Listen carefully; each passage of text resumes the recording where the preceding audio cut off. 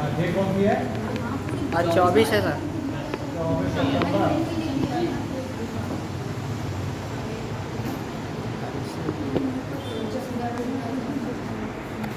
मुझे लगा तुम यही सोच के है बैठे रह गए हो कि यही मैथ से पढ़ने का मौका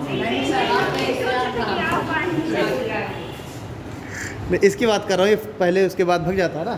मैं एक बात कर रहा हूँ, चलिए इससे क्वेश्चन जरूर बनते हैं, एक या दो क्वेश्चन, एक या दो क्वेश्चन कोई भी एग्जाम हो, चाहे वो यूपीएससी हो, चाहे पीएससी हो, चाहे आपका वनडे एग्जाम हो, चाहे आपका अभी टेट वगैरह आ रहा है, कोई भी एग्जाम हो, इससे क्वेश्चन आपका जरूर एक नया क्वेश्चन, ठीक है, 100% पूछा जाएगा एक नया क्वेश्चन। तो हम लोग देखेंगे सेंसस यानी कि जनगणना। तो पहले तो हम लोग बात स्टार्ट करेंगे इसके इतिहास से कि जनगणना का इतिहास क्या है, कब से ये चालू हुआ, क्या इसके महत्व है। अगर हम महत्व की बात करें जनगणना का, तो एक सीधी सी बात है कि जनगणना क्यों कराई जाती है, ताकि हमें पता चल सके, एक डेटा हमारे पास उपस्थित हो सके कि लोग कितने हैं, और जब पता चलेगा कि लोग कितने हैं, पॉपुलेशन कितने हैं, तो उस हिसाब से हम उनके लिए योजनाएं बना सकेंगे, उनके लिए हम कार्य कर सकेंगे, ठीक है। तो उसके लिए एक आवश्यक है कि हम लोगों की संख्या काउंट करें, जनगणना काउंट करें, क्या नौकरियाँ हैं तो उसके हिसाब से जनगणना के हिसाब से उनको भी हम करेंगे। कुछ लोगों को राहत कार्य दे रहे हैं, उसमें भी जनगणना की आवश्यकता है। तो आइए सबसे पहले हम लोग बात करेंगे इसकी हिस्ट्री की, जनगणना का इतिहास। जनगणना का इतिहास क्या है, देखते हुए केवल चलना है, केवल फैक्चुअल चीज़ें समझाने लायक कुछ नहीं। सबसे पहले हम बात करें अगर ब्रिटिश काल में, ठीक है, तो जो पहली जनगणना करवाई वो करवाई गई 1871 तो 1872 पहली जनगणना कराई गई, ठीक है। और उसके बाद फिर 1881 से जो जनगणना है वो क्या हो गई, वो रेगुलर बेसिस पर चलने लगी। तो लिखना चालू करिए, जनगणना। सबसे पहली जनगणना ब्रिटिश काल में, ब्रिटिश भारत में सबसे पहली जनगणना 1872 ईस्वी में, ब्रिटिश भारत में सबसे पहली जनगणना 1872 ईस्वी में लॉर्ड मेयो, कौन थे वायसराय, लॉर्ड मेयो वायसराय थे, गवर्नर जनरल थे वायसराय। क्यों, ये 1858 की क्रांति के बाद क्या हुआ था, गवर्नर जनरल का पद समाप्त करके और वायसराय का पद स्टार्ट कर दिया गया था। इसलिए वायसराय कौन थे, लॉर्ड मेयो। उन्होंने 1872 ईस्वी में ब्रिटिश भारत में सबसे पहली बार जनगणना कराई। उसके बाद अगला पॉइंट डालिए, 1881 में, 1881 में यह निर्णय लिया गया, 1881 में यह निर्णय लिया गया कि जनगणना नियमित रूप से, जनगणना नियमित रूप से हर 10 वर्ष के अंतराल में कराई जाएगी।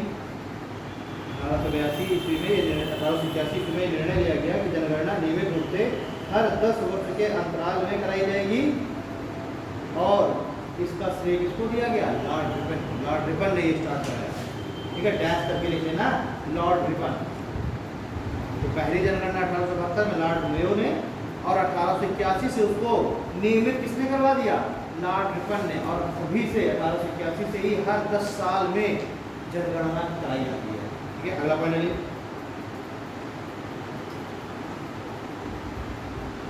अगर हम लगातार देखें तो आप देखें कि ये जो हमारी जनगणना 2011 की, ये कौन सी जनगणना थी, 14वीं। अगर हम 1881 में देखें लगातार तो 14वीं, और अगर हम पहली वाली को भी जोड़ लें 1872 वाली को भी, तो 15वीं जनगणना, ठीक है। तो ऐसे लिखिए, 1872 की जनगणना को शामिल करने के पश्चात, 1872 की जनगणना को शामिल करने पर अभी तक 15, जबकि लगातार अभी कहाँ यार, अभी कहाँ डेटा आ गया, अभी तो हम 2011 के डेटा को नहीं देखेंगे, अभी 2021 में कोविड की वजह से वो डिले हो गई ना, ठीक है। तो अभी 21 में होती है, अभी चलो उसका भी डेटा आता 23 का, 21 में हो जाती है, डेट ऑफ आता है अभी तक 23 तक, लेकिन अभी इस बार डिले हो गई, डेट ऑफ ले जा सकता है। ठीक है, अभी हम लोग के लिए तो इम्पोर्टेंट वही 2011 की जनगणना। तो अगर 1872 को भी शामिल कर लें तो कितनी जनगणना अभी तक हो सकती है? 15। और अगर हम क्रम से अगर बात करें नियमित, तो नियमित में कौन सी जनगणना होगी? 14वीं, क्योंकि 1881 के बाद उसको फिर भाई 1872 की जनगणना उसको तो एज अ ट्रायल चालू किया गया था और फिर उसको फिक्स कर दिया 1881 से। ठीक है, तो अगर हम 1872 की जनगणना से काउंट करें तो 14वीं, अगर हम नियमित जनगणना काउंट करें तो 15वीं, और अगर हम स्वतंत्र भारत की जनगणना काउंट करते हैं, देखिए, तथा स्वतंत्र भारत की 7वीं जनगणना,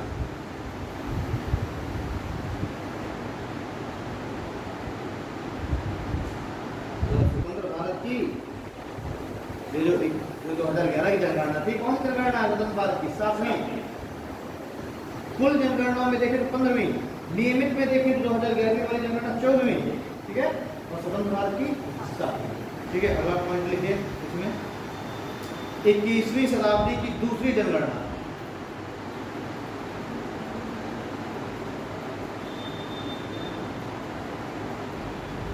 तो 21वीं शताब्दी की दूसरी जगह भाई 2001 की जो जनगणना है वो 21वीं शताब्दी की पहली हो गई, और 2011 वाली 21वीं शताब्दी की कौन सी है? दूसरी जनगणना है। ठीक है, अब पॉइंट डालिए, वर्तमान में हम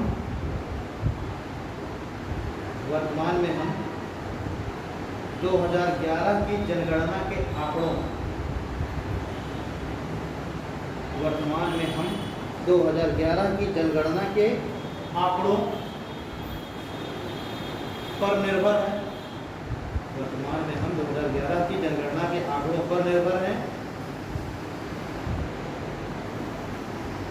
ठीक है, वर्तमान में कौन सी जनगणना पर निर्भर है? 2011 की जनगणना पर निर्भर है। तो चलिए के लिए 2011 की जनगणना का जो ध्येय वाक्य है वो चाहे ब्रैकेट में लिख लो चाहे ऐसे लिख लो, 2011 की जनगणना का ध्येय वाक्य, ये कोटेशन लाइन होती है, वो है हमारी जनगणना हमारा भविष्य।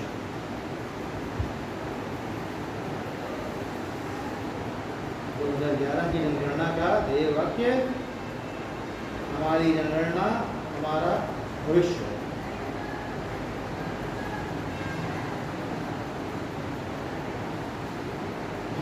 ठीक है, अब एक क्षेत्रफल मैंने बता ही दिया था कि भारत का क्षेत्रफल पूरे विश्व के क्षेत्रफल कितना था? 2.4%, जो मैंने बताया था। जनसंख्या 17.5% है पूरे विश्व की जनसंख्या का। स्वाभाविक सी बात है, जनसंख्या बहुत अधिक होगा। इतना चालू करिए, भारत की कुल जनसंख्या, भारत की कुल जनसंख्या ब्रैकेट में लिख लेना 2011 ब्रैकेट में लिख लेना, यानी कि 2011 की आंकड़ों का भारत की कुल जनसंख्या 121.08 करोड़ है। जैसे मैं क्या बोल रहा हूँ,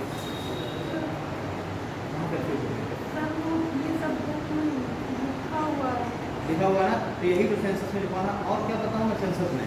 तो वही तो क्या लिखूं? तो हाँ, तो अगर लिखना है लिखो ना भाई, आज की क्लास क्या है? सेंसस है, मेरा तो काम है लिखवाना। भाई किताब में तो सब कुछ लिखा है ना, किताब तो थोड़ा हम कहीं से कुछ लिखवाते हैं, किताब में लिखा है, सारा डेटा लिखा है, बट अब इसमें मैं क्या समझाऊँ?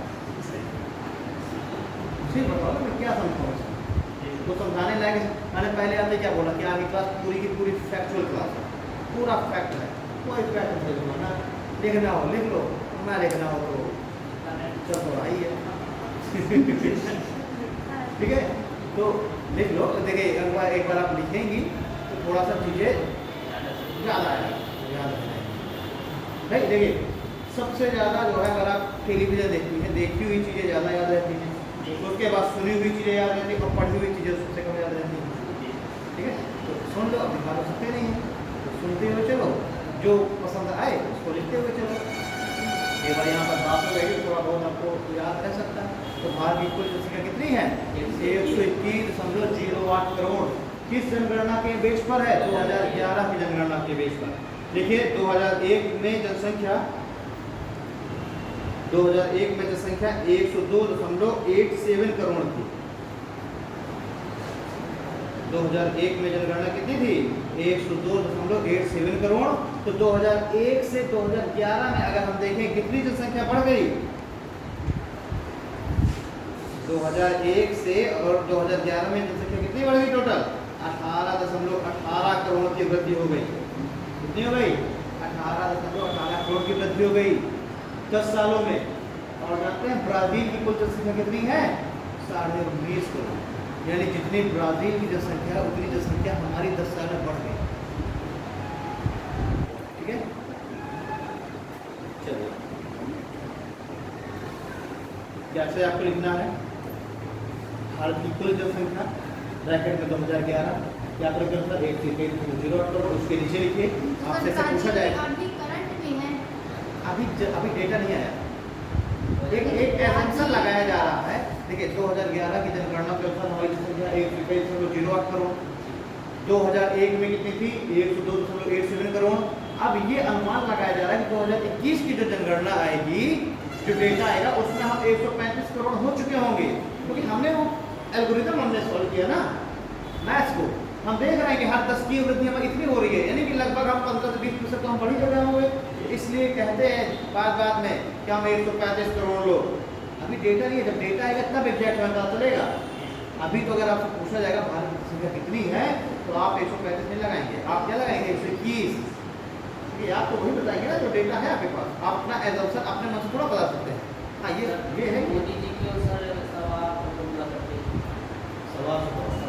125 करोड़ कितना होता है?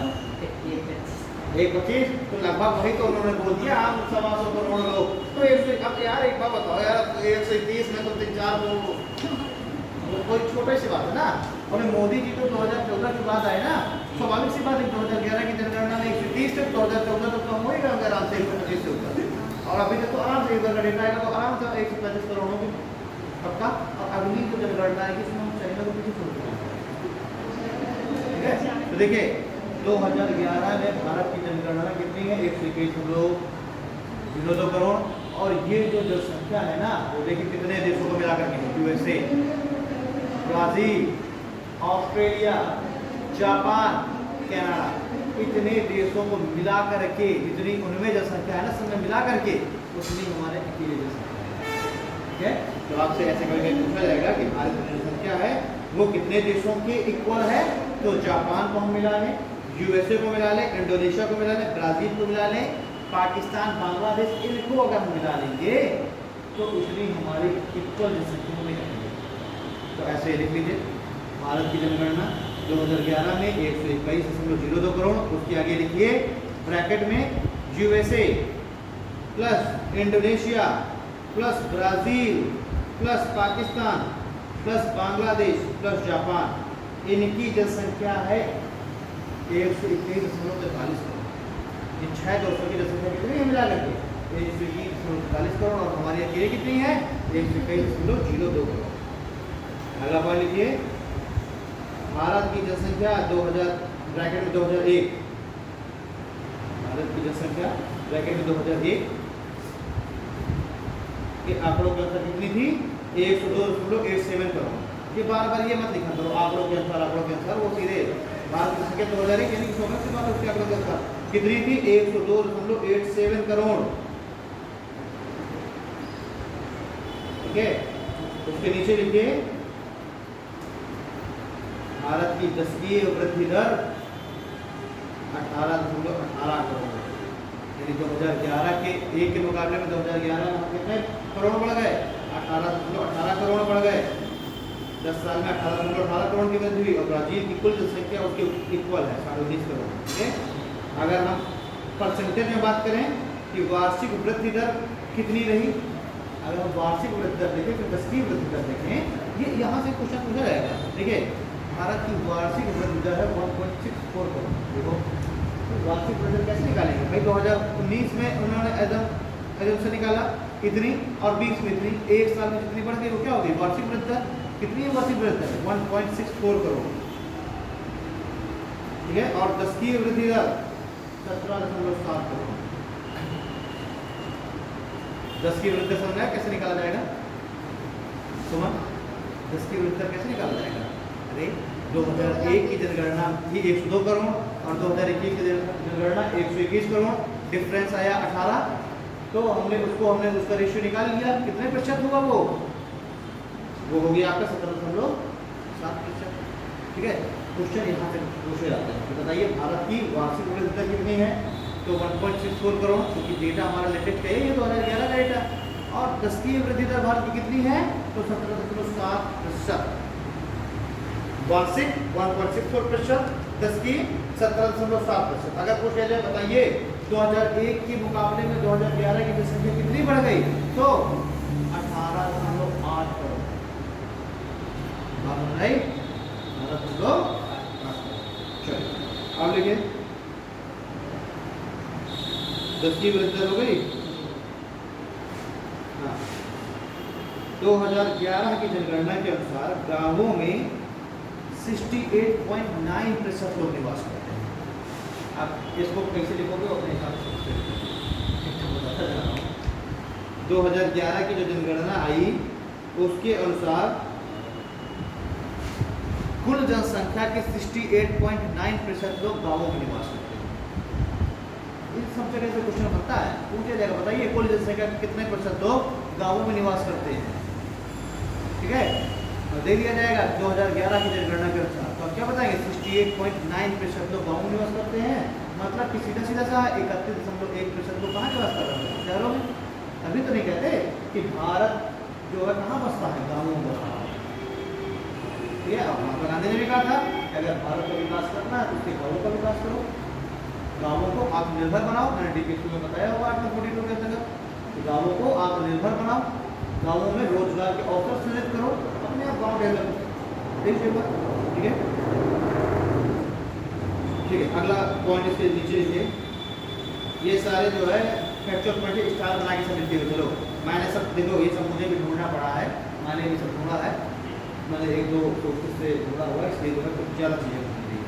अब एक ही किताब से ढूंढता तो इतनी चीज़ें ना मिलती, तो 1-2 मैंने अलग अलग सोर्सेज से ढूंढा है। कुछ ऑनलाइन में मैंने डेटा का सहारा लिया है, कुछ का भी सहारा लिया है। तो मैं लिखता हुआ चला हूँ, मैंने सिस्टमैटिक वे में इसको अरेंज नहीं किया। मैं सिस्टमैटिक वे में अरेंज नहीं किया, मैं लिखता हुआ चला हूँ, सिस्टमैटिक वे में अरेंज करने का समय भी नहीं था। तो देखिए 2011 की जो जनगणना उसके अनुसार गाँवों में 68.9% लोग रहते हैं और शहरों में 31.1% लोग रहते हैं। अगला पॉइंट लिखिए, स्टार बना करके ही 1911 से लेकर के 1921 के बीच वो जो पूर्ण 10 साल था ना, वो ऐसा पहला साल था जब जनसंख्या में कमी आई थी। 1911 में जो जनगणना आई और फिर 1921 में, 1921 2021 नहीं कर रहा है, आज से 100 साल पहले 1911 में जो जनगणना आई और 1921 में जब जनगणना आई तो उसमें क्या हुई? कमी आई। अगर मान लो 1911 की जनगणना में 100 लोग थे तो 21 में जनगणना आई उसमें लोग घट गए। वो पहला ऐसा साल, पहला ऐसी जनगणना रही जब जनसंख्या बढ़ने की जगह उसमें क्या हुआ था? घटी थी वो। ठीक है, तो इसी को हम कहते हैं ग्रेट डिवाइडिंग ईयर। तो आप लिखिए 1911 से 1921 में जनसंख्या में कमी आई।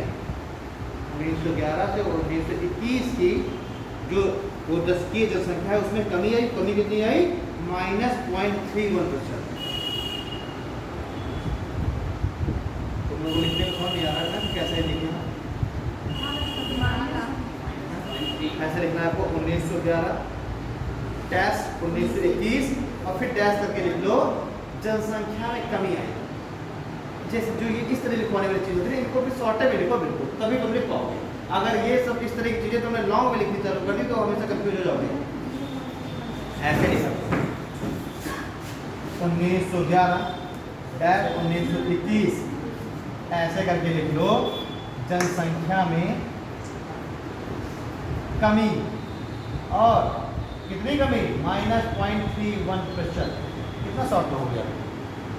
-0.31%। और इस जो दशकीय जो जनसंख्या है, ये जो दशक है, इसको कहते हैं हम, ऐसे लिख दिया करिए, ग्रेट डिवाइडिंग ईयर। कितना आसानी से हो गया। ठीक, तो इसे ऐसे नोट से शॉर्ट में बनाई जाती है। 1911 से 21 में जनसंख्या में कमी आई -0.31%। और इसको हम क्या कहते हैं? Great dividing year. अब देखिए 1961 से 71 के दशक में सर्वाधिक वृद्धि हुई जनसंख्या में। 1961 से 71 ऐसे से लिखना, 1961 से 71 जनसंख्या में सर्वाधिक वृद्धि। जनसंख्या में सर्वाधिक वृद्धि हुई और ब्रैकेट में कितनी वृद्धि हुई, तो 24.80% की वृद्धि।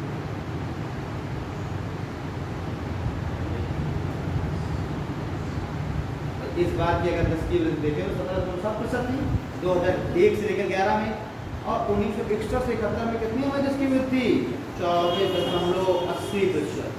ठीक है, अब लिखेंगे हम लोग सेंसस यानी जनगणना संघ सूची का विषय है।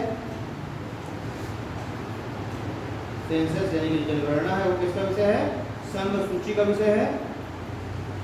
ब्रैकेट में लिख देना है आर्टिकल 246, और आर्टिकल 246 में इसके बारे में प्रावधान किया गया है। जनगणना संघ सूची का विषय है। भाई राज्य थोड़ा जनगणना कराती है, जनगणना तो केंद्र ही कराता है ना, और केंद्र ही वो डेटा निकालता है। तो जनगणना संघ सूची का विषय है आर्टिकल 246 के अंतर्गत। ठीक है, एक अगला पॉइंट लिखिए,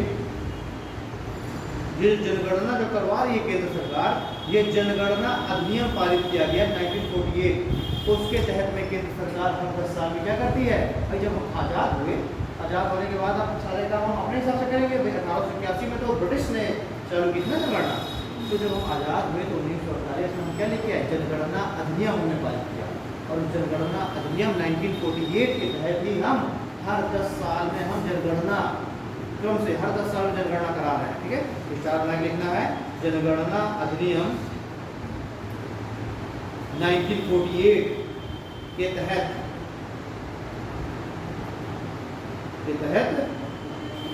हर 10 साल में जनगणना कराई जाती है। ठीक है, और ये जो एक पूरा जनगणना कराने वाला ये जो पूरा मशीनरी सिस्टम है, इसको 1961 से गृह मंत्रालय के अंतर्गत शामिल कर दिया गया। ठीक है, तो इसी में लिखिए जनगणना अधिनियम पारित हुआ 1948, उसके तहत केंद्र सरकार क्या कर रही है, जनगणना करा रही है। और वो जो जनगणना के लिए वो जो स्पेशल जो विभाग है, वो विभाग किस मंत्रालय के अधीन रखा गया, गृह मंत्रालय के। भाई देश के अंदर की जो भी चीजें हैं, चाहे देश के अंदर की सुरक्षा हो, चाहे देश के अंदर का कोई भी राज्य का गठन हो, ठीक है, या जनगणना हो, ये सारे का सारा गृह मंत्रालय करता है। होम मिनिस्ट्री हम देखेंगे, हमने बात की थी राष्ट्रपति शासन के दौरान, उसमें राज्यपाल अपनी रिपोर्ट किसको भेज रहा था, गृह मंत्रालय को। गृह मंत्रालय के अधीन एक विभाग था, राज्य विभाग। तो वहां पर देखिए, क्योंकि जो राष्ट्रपति शासन है वो देश के अंदर लग रहा है ना, तो राज्यपाल ने अपनी रिपोर्ट किसको भेजी, गृह मंत्रालय के राज्य विभाग के पास। तो गृह मंत्रालय ने क्या किया, रिपोर्ट दी राष्ट्रपति को कि राष्ट्रपति शासन लगा दिया जाए। वैसे ही जनगणना के लिए भी जो विभाग कार्य कर रहा है, वो किस मंत्रालय के अंतर्गत आएगा, गृह मंत्रालय के अंतर्गत। ये तो अगर आपसे कोई पूछ लिया जाए कि बताइए जनगणना किस मंत्रालय के अधीन आएगा, तो गृह मंत्रालय के अधीन। और कब से इसको गृह मंत्रालय के अधीन कर दिया गया जनगणना को, तो 1961 से। ठीक है, चलिए ठीक है, अगला इसी के नीचे पॉइंट लिखिए, महारजिस्ट्रार एवं जनगणना आयुक्त इसके शीर्ष अधिकारी होते हैं। मतलब जो जनगणना विभाग है, जनगणना का जो विभाग है ना, डिपार्टमेंट, तो उसमें जो है जो शीर्ष जो अधिकारी हैं वो कौन होते हैं, वो होते हैं महारजिस्ट्रार और जनगणना आयुक्त। महारजिस्ट्रार और जनगणना आयुक्त ये उस जनगणना विभाग के प्रमुख अधिकारी होते हैं, शीर्ष अधिकारी।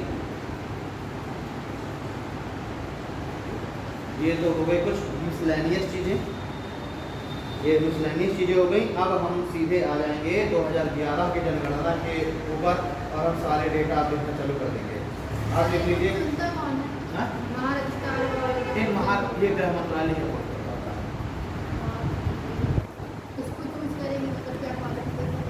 आईएएस जो होते हैं यही पहुँचते हैं, जो जनगणना आयुक्त हैं, और ये जो रजिस्ट्रार हैं आईएएस भी नियुक्त किए जाते हैं। ठीक है, आईएएस भी क्या किया जाएगा, आईएएस अपॉइंट किए जाएंगे, गृह मंत्रालय को अपॉइंट करेगा।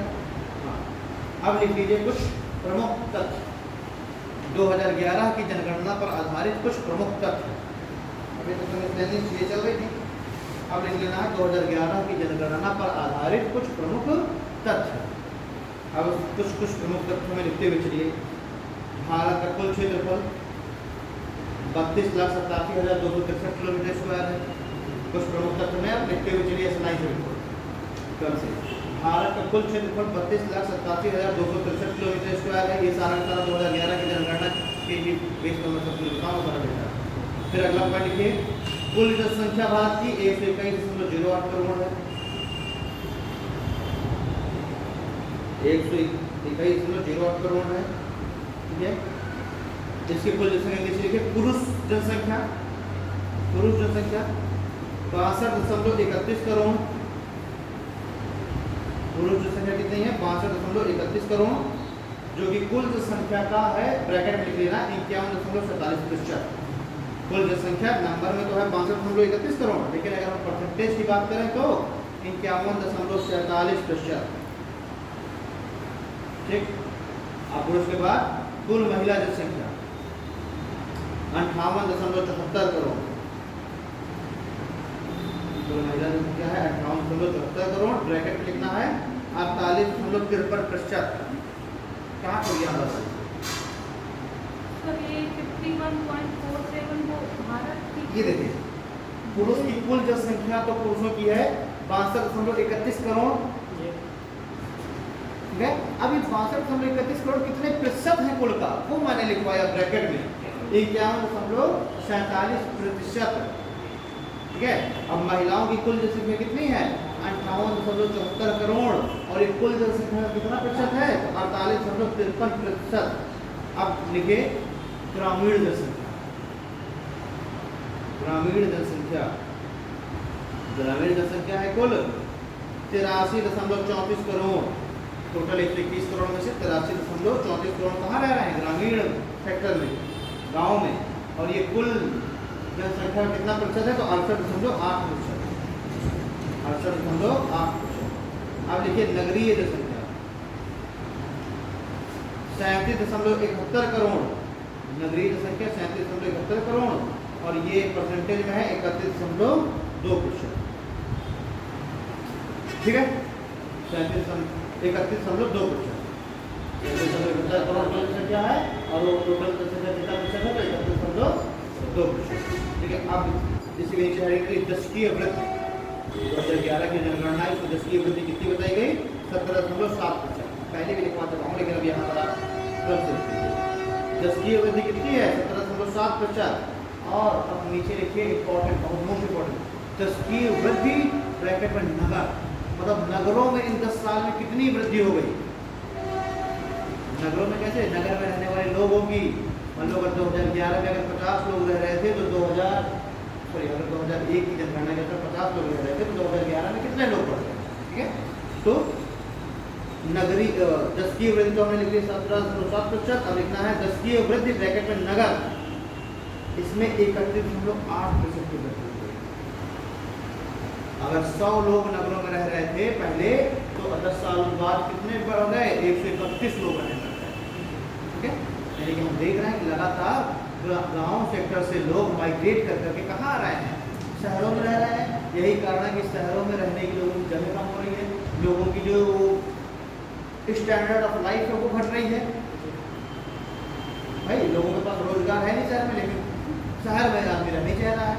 देख रहे हो ना, ये तो हमारे आसपास में दिख रहा है कि गाँव में उसके पास अच्छी खासी जमीन है, चाहे तो खेती कर सकता है, पशुपालन कर सकता है ना, ठीक ठाक बढ़िया से अपना जीवन बिता सकता है, लेकिन शहर में रहना है। और शहर में रहना है तो उसके पास रोजगार नहीं है। और शहर में तो उसके पास कृषि रखी नहीं है भूमि कि वो एग्रीकल्चर करे, तो शहर में क्या करेगा? रिक्शा चलाएगा, ठीक है, कुछ और चीज़ करेगा, मजदूरी करेगा, तो उसकी जो स्टैंडर्ड ऑफ लाइफ है वो बढ़ गई, अनहाइजीन कंडीशन में रह रहा है, ठीक है। तो यही चीज़ यहाँ पर बात की जा रही है कि दशकीय वृद्धि नगर में कितनी है? 31.8%। और दशकीय वृद्धि गांव में कितनी जनसंख्या बढ़ रही है? तो 12.3%।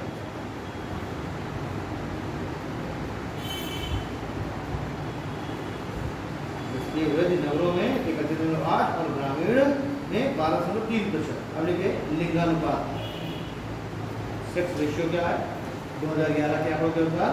तो लिंगानुपात है 943, मतलब कि 1000 पुरुषों के बीच में 943 ही महिलाएं हैं, ठीक है। तो लिंगानुपात क्या हो गया रेशियो 9:4:3, ठीक है। और अगर हम शहर की बात करें, नगरों में लिंगानुपात कितना है, देखिए ये तो 943 तो हो गया पूरे देश का एवरेज। अब हम बात करें शहरों में कितना लिंगानुपात है, शहरों में है 929। शहर में लिंगानुपात कितना है रेशियो 929, यानी 1000 पुरुषों के बीच में 929 महिलाएं हैं केवल। और अगर गांव में बात करें तो गांव में है रेशियो 946, यानी हमारा जो भारत का एवरेज है 943, उससे अच्छा है गांव में। और शहर में क्या है, हमारा जो टोटल एवरेज है देश का उससे भी बेकार है, उससे भी नीचे है, नहीं? तो ये भी अब पूछा जाएगा, पूछने जाने वाला टॉपिक ये है, क्योंकि सरकार इस समय काम कर रही है इस रेशियो के लिए, ठीक है। तो एवरेज कितना है पूरे देश का, अगर हम बात करें 943, शहरों में अगर हम बात करें तो मात्र 929 है, और ज़्यादा कंडीशन खराब है। और गाँव में अच्छा है 946 है, एवरेज से अच्छा है, ठीक है। चलिए अब लिखे शिशु लिंगानुपात 0 से 6 ईयर, शिशु लिंगानुपात चाइल्ड सेक्स रेशियो ब्रैकेट में लिखना है 0 से 6 ईयर की, ठीक है। ये कितना है 919, मतलब 0 से 6 ईयर के जो बच्चे हैं उनमें से 1000 मेल चाइल्ड्स में से मात्र 919 ही फीमेल चाइल्ड्स हैं, ठीक है। तो शिशु लिंगानुपात कितना है 0 से 6 ईयर का 919। हाँ, ये पूरे देश का है, ये पूरे देश का है, ठीक है। तो इसमें शहर और गाँव का कोई खास नहीं है, गाँव शहरों का इसमें जो शिशु लिंगानुपात है शहर का थोड़ा सा अच्छा है, क्योंकि शहर में वो हॉस्पिटल वगैरह मौजूद है, अच्छी फैसिलिटीज मौजूद है, तो इसलिए शिशु लिंगानुपात है शहरों में थोड़ा सा अच्छा है, गाँव में उसके मुकाबले में थोड़ा सा कमजोर है, क्योंकि वहाँ पर क्या है कि वो संसाधन उपलब्ध नहीं है। तो लेकिन इसके बारे में डेटा को नहीं लिखना है, केवल शिशु लिंगानुपात को लिखना है, केवल भारत के बारे में एवरेज 919, ठीक है। अब हम देखें अगर वार्षिक वृद्धि दर कितना है शिशु लिंगानुपात, मतलब जो बच्चे हैं 0 से 6 ईयर का, इसमें वार्षिक वृद्धि कितनी है इनकी 1.64% की भी है।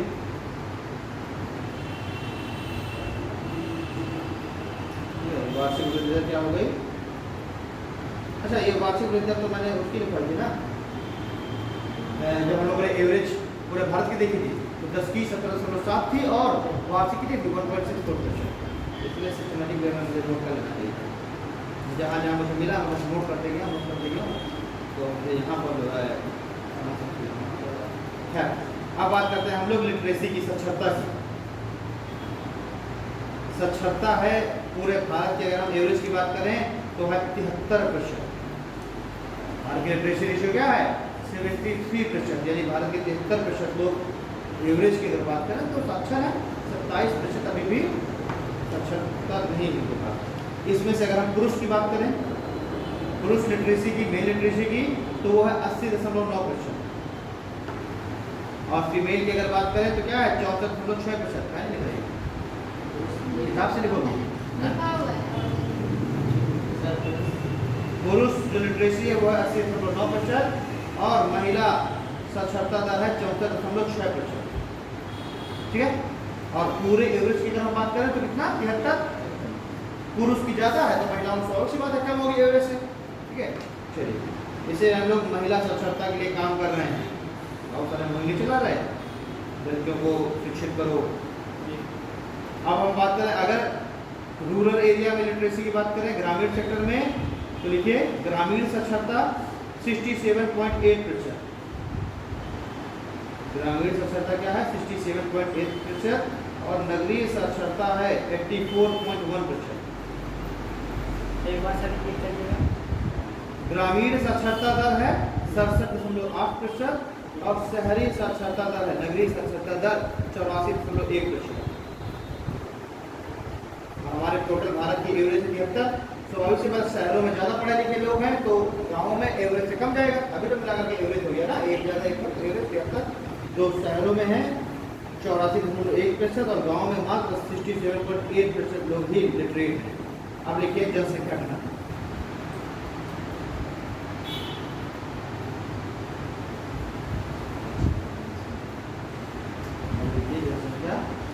ठीक है। जनसंख्या घनत्व है भारत की 382 पर किलोमीटर स्क्वायर, कितना है भारत का एवरेज 382 प्रति किलोमीटर स्क्वायर, यानी कि 1 किलोमीटर स्क्वायर क्षेत्र में भारत में एवरेज कितने लोग रह रहे हैं? 382 लोग। अब ये अलग अलग राज्यों के अनुसार अलग अलग है। जैसे कि अगर हम अरुणाचल प्रदेश की बात करें तो वहाँ बहुत कम है, 14-15 लगभग है। दिल्ली की अगर बात करें तो वहाँ बहुत अधिक है। ठीक है, अभी आगे इसके बारे में बात करेंगे हम। अब इस जनसंख्या घनत्व में लिखिए, इसी के आगे लिखिए, ये जनसंख्या घनत्व हमने लिख दिया 382 पर किलोमीटर स्क्वायर। अब लिखिए जो कुल जनसंख्या है भारत की उसमें से एससी जनसंख्या कितनी है? कुल जनसंख्या में से शेड्यूल कास्ट की जनसंख्या कितनी है? शेड्यूल कास्ट की जनसंख्या 20.13 करोड़। कुल जनसंख्या में से शेड्यूल कास्ट कितने हैं? 20.13 करोड़। और शेड्यूल ट्राइब्स कितने हैं? तो 10.42 करोड़। ठीक है, कुल जनसंख्या कितनी है हमारी? 130.01 करोड़। उसमें से शेड्यूल कास्ट कितने हैं? 20.13 करोड़। और शेड्यूल ट्राइब यानी एसटी कितने हैं? 10.42 करोड़।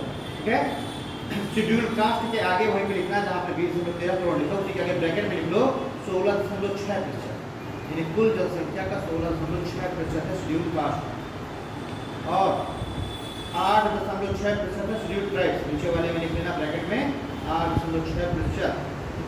शेड्यूल ट्राइब कितना आ गया? 8.6%। ठीक है, अब देखिए इसके नीचे 0 से 6 वर्ष के बीच की जनसंख्या है कुल 13.59%। 0 से 6 वर्ष के जो बच्चे हैं उनकी कुल जनसंख्या कितनी है? 13.59%।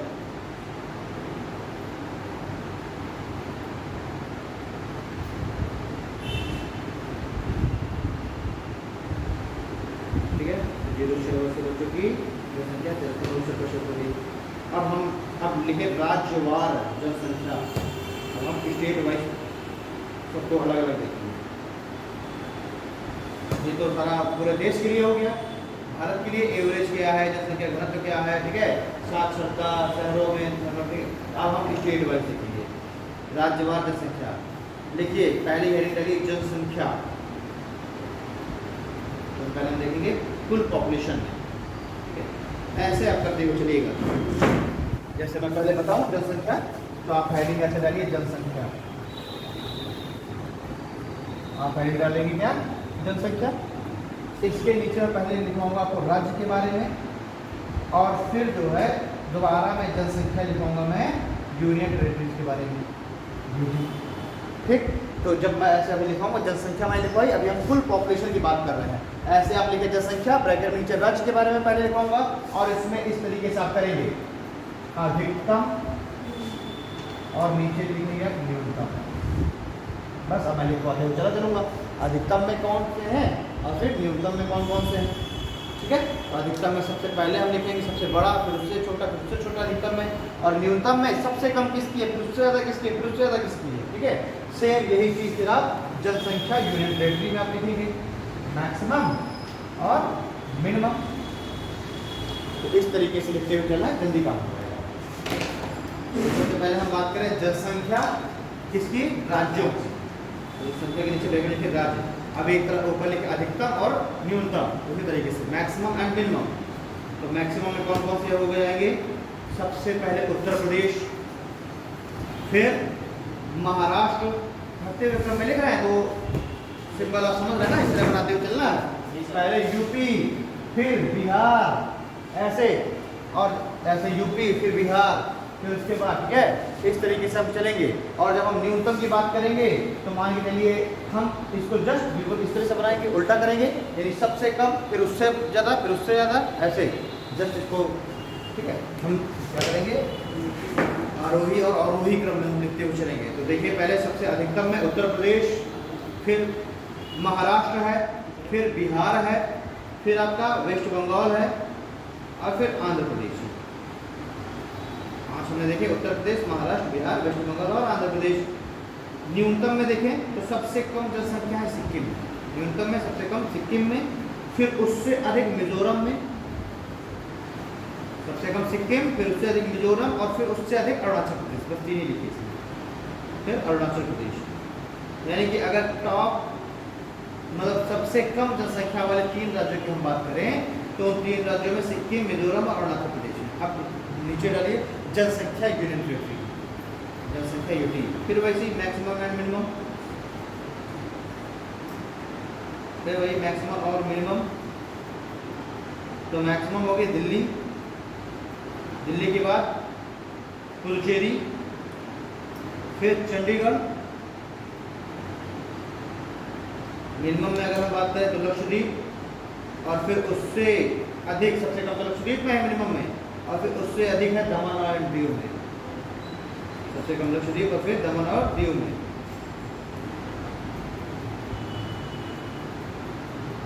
ठीक, अब हम बात करें जनसंख्या 0 से 6 ईयर।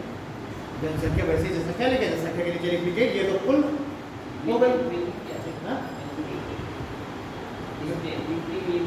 यूटी में मिनिमम, हाँ सॉरी यूटी में मिनिमम नहीं लिखवाया क्या मैंने, लक्ष्य लिखवाया गया है लक्षद्वीप और दमन दीव। सबसे कम मैक्सिमम दिल्ली, फिर पुडुचेरी और फिर उसके बाद चंडीगढ़। ठीक है, वैसे आप सबसे केवल आप सबसे पहला वाला बार याद रखिए कि यूनियन टेरिटरी में सबसे ज़्यादा जनसंख्या है दिल्ली में और सबसे कम जनसंख्या है लक्षद्वीप। स्टेट में सबसे ज़्यादा जनसंख्या उत्तर प्रदेश में और सबसे कम जनसंख्या सिक्किम में। इतने में काम चल जाएगा।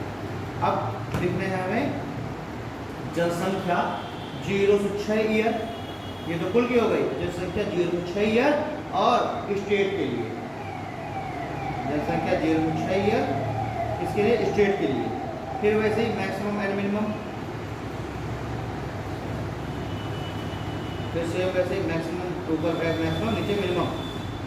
मैक्सिमम में लिखिए उत्तर प्रदेश, बिहार, महाराष्ट्र, मध्य प्रदेश और राजस्थान। सबसे ज़्यादा उत्तर प्रदेश में हो गई, फिर बिहार में, फिर महाराष्ट्र, मध्य प्रदेश और फिर राजस्थान। ठीक है, मिनिमम में लिखिए 0 से 6 ईयर के जो बच्चे हैं वो मिनिमम। वही सिक्किम, सिक्किम से थोड़ा ज़्यादा गोवा, फिर मिजोरम, सिक्किम, गोवा और मिजोरम। ठीक है, तो सबसे कम सिक्किम में है 0 से 6 ईयर के बच्चे, फिर गोवा में और फिर मिजोरम में। अब लिखिए वैसे ही जनसंख्या 0 से 6 ईयर यूटी के लिए, जनसंख्या 0 से 6 ईयर यूटी के लिए। वैसे ही मैक्सिमम और मिनिमम करिए। मैक्सिमम में सारे वही हैं दिल्ली, पुडुचेरी और चंडीगढ़, और मिनिमम में भी वही है लक्षद्वीप, दमन दीव। मिनिमम में सबसे कम लक्षद्वीप और फिर उससे थोड़ा अधिक दमन दीव। ठीक है, अब लिखिए दशकीय वृद्धि, लिखेंगे हम दशकीय वृद्धि राज्यों की। ठीक है, ब्रैकेट नीचे राज्य, दशकीय वृद्धि राज्य। कहाँ भटक रही है, कहाँ भटक रही है? हाँ वैसे ही सब में वैसे मैक्सिमम मिनिमम सब में करते हुए चलना। दशकीय वृद्धि राज्य के लिए मैक्सिमम मिनिमम। ये कोई पढ़ाने वाले टॉपिक थोड़ा, जो सीट मुझे कह देते तो मैं सीट प्रिंट आउट करके दे देता, पानी की मेरी समस्या खत्म हो जाती। एक बात प्रिंट आउट रीड करता और पकड़ा लेता, क्या मतलब है सब पढ़ाने का। दशकीय वृद्धि राज्यों के लिए वैसे ही मैक्सिमम और मिनिमम। तो दशकीय वृद्धि सबसे अधिक कहाँ हुई? मेघालय में। मैक्सिमम में लिखना है सबसे पहले मेघालय, फिर दूसरे नंबर पर अरुणाचल प्रदेश, उसके बाद बिहार। सबसे अधिक दशकीय वृद्धि है कहाँ? मेघालय, फिर अरुणाचल प्रदेश और फिर बिहार। और अगर हम मिनिमम की बात करें तो मिनिमम में सबसे कम नागालैंड। नागालैंड के आगे लिख लेना ब्रैकेट में -0.6%, यानी कि यहाँ पर बढ़ना छोड़ो घट गई नागालैंड की। ठीक है, तो मेघालय में सबसे अधिक जनसंख्या बढ़ी, वहाँ मेघालय में भी ब्रैकेट में लिख लो 27.9%। कितनी जनसंख्या बढ़ी? अगर 100 लोग थे 2001 की जनगणना के अनुसार, 2011 कितने हो गए? 127.9 लोग। ठीक है, और नागालैंड में सबसे कम -1.6%, सबसे कम हो गया। ठीक है, नागालैंड उससे थोड़ा सा अधिक केरल। मिनिमम की बात कर रहे हैं, सब कुछ होगा क्या? फिर देखो दशकीय वृद्धि हम लोग देख रहे हैं राज्य के बारे में। ऊपर वैसे ही मैक्सिमम में सबसे अधिक वृद्धि हुई मेघालय में, उसके बाद वृद्धि हुई अरुणाचल प्रदेश में और फिर बिहार में। एक लिखिए। अब मिनिमम में लिखिए सबसे कम वृद्धि कहाँ है, तो नागालैंड, क्योंकि नागालैंड में वृद्धि तो छोड़ो तो निगेटिव में चला गया ना, तो सबसे कम वृद्धि नागालैंड, उसके बाद केरल में, नागालैंड के बाद केरल, यानी कि नागालैंड में मात्र -0.6% हुई है और केरल में मात्र 4% हुई है, तो केरल लिखने की आवश्यकता नहीं है, केवल नागालैंड लिख लीजिए -0.6% और मेघालय की सबसे अधिक 27.9%। ठीक है, उसके बाद लिखिए 10 की वृद्धि यूनियन टेरेटरी की, 10 की वृद्धि यूटी, तेजी से लिखते बच्चे ना तो टॉपिक हो जाएगा। 10 की वृद्धि अभी क्योंकि उत्तर प्रदेश के बारे में हमें लिखना है ना, 10 की वृद्धि यूटी, तो मैक्सिमम 10 की वृद्धि यूटी में मैक्सिमम में दादरा नगर हवेली सबसे अधिक, दादरा नगर हवेली में है। यूनियन टेरेटरी के लिए कितनी है, 55.9%, डेफिनेटली 55.9% दादरा नगर हवेली। फिर उससे कम दमन दीव और फिर पुडुचेरी, दादरा नगर हवेली, दमन दीव और पुडुचेरी। ठीक है, तो अगर आपसे कोई पूछता है कि बताइए 10 की वृद्धि सबसे अधिक किस यूनियन टेरेटरी में रही, तो क्या बताइए, दादरा नगर हवेली में, और सबसे कम मिनिमम में लिखिए सबसे कम लक्षद्वीप में, लक्षद्वीप यूनियन टेरेटरी में सबसे कम 10 की वृद्धि हुई, मात्र 6.3%, मात्र 6.3%। उसके बाद है अंडमान निकोबार। अब लिखिए जनसंख्या घनत्व राज्य, जनसंख्या घनत्व नीचे राज्य, जनसंख्या घनत्व राज्य, वैसे ही ऊपर मैक्सिमम कहाँ, बिहार में, मैक्सिमम बिहार कितना 1106, बिहार में कितने जनसंख्या घनत्व कितना है, पॉपुलेशन डेंसिटी मतलब 1 किलोमीटर स्क्वायर क्षेत्र में 1106 लोग रह रहे हैं, और पूरे भारत की यूनिट कितनी मैंने बताई थी, भारत की यूनिट कितनी बताई थी, 382।